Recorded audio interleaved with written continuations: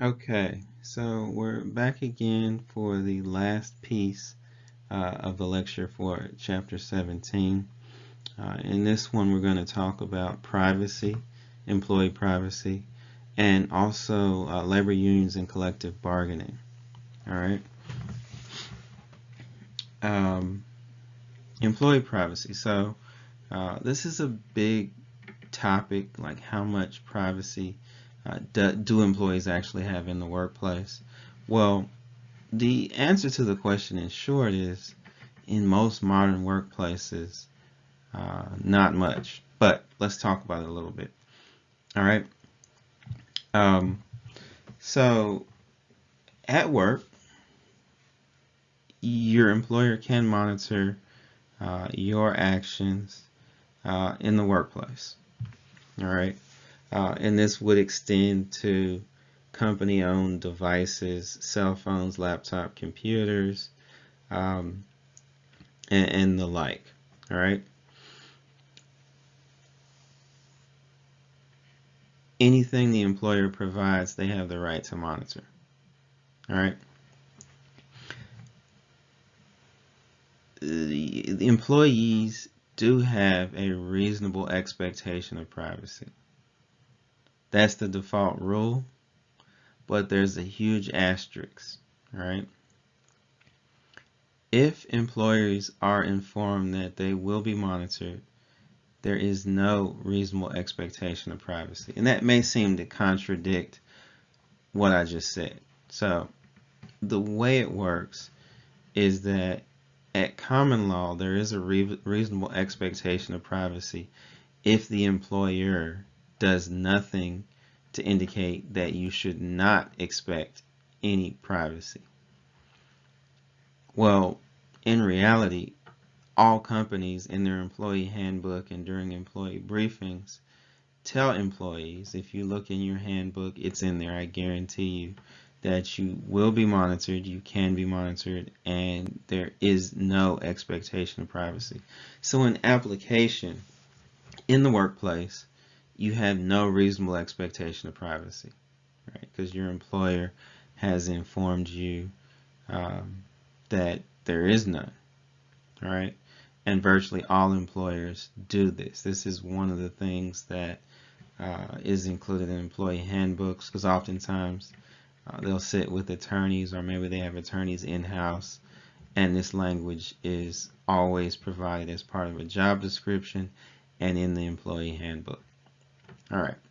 So in application and practice, you should assume that you have no reasonable expectation of privacy in the workplace, because virtually all employers have done this. All right. Other testing, polygraph, lie detector test. All right. Make for great daytime TV. Well, I don't know if it's great, but they make for daytime TV. Employers can't use those. Private employers can't use those. The only employers that can use those are jobs that affect national security, the Department of Justice, so the FBI, ATF, um, law enforcement agencies, the CIA, all right, um, can use them, but private employers are prohibited from using them. Also, it is worth noting, lie detector tests are not admissible as evidence in court. All right. Drug testing is allowed, assuming there is a documented policy. For instance, if you uh, cause an accident in a motor vehicle, company-owned motor vehicle, or during or while you're working in furtherance of the employer's interest, and not even if you cause an accident, if you're in an automobile accident while at work. Many companies have a policy of a drug test. All right. Well, if that's the policy and it's enforced uniformly, that's allowed. Um, Random drug testing has fallen from favor because it never is truly random, and it does leave the companies vulnerable for lawsuit. So that is generally not thought of as ideal. But as long as a company has a specified policy, like you're drug tested when you're hired, uh, annually, and if you cause an accident in the workplace, that um, you know that's okay. All right.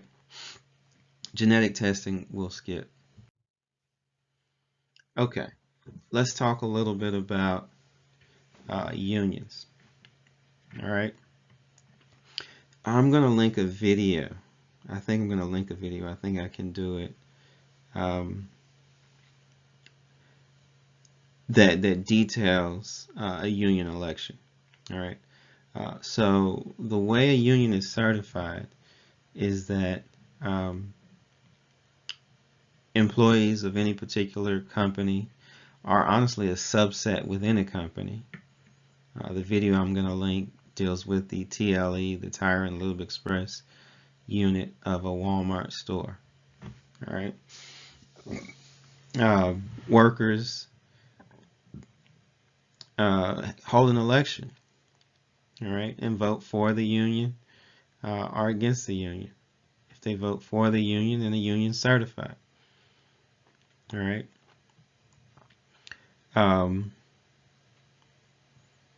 And once a union is certified, there's union leadership.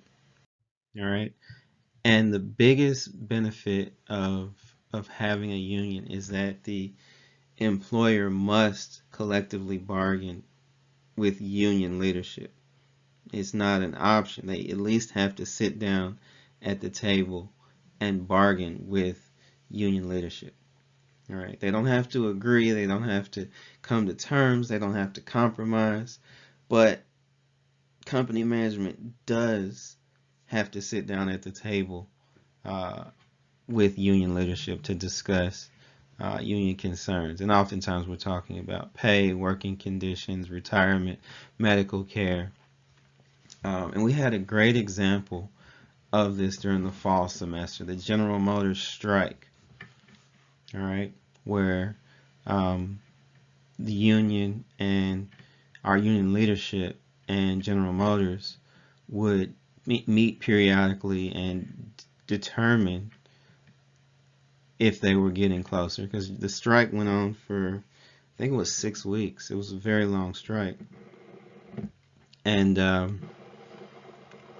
eventually General Motors did compromise on many of the issues that the union management was asking. All right. But that's the collective bargaining process, and that's the real value of the unionization process. All right, strike. So I referenced the strike. It's a work stoppage, right? General Motors had an extended work stoppage towards the second half of last year. All right, it cost the company money. All right,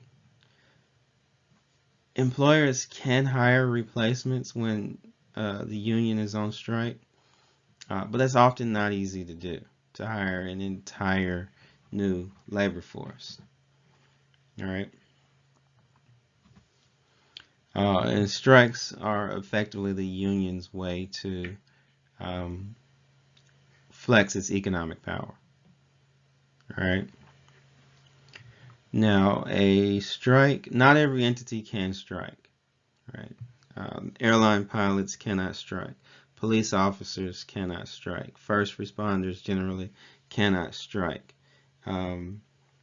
If there's a union if you have a union medical facility, generally they cannot strike.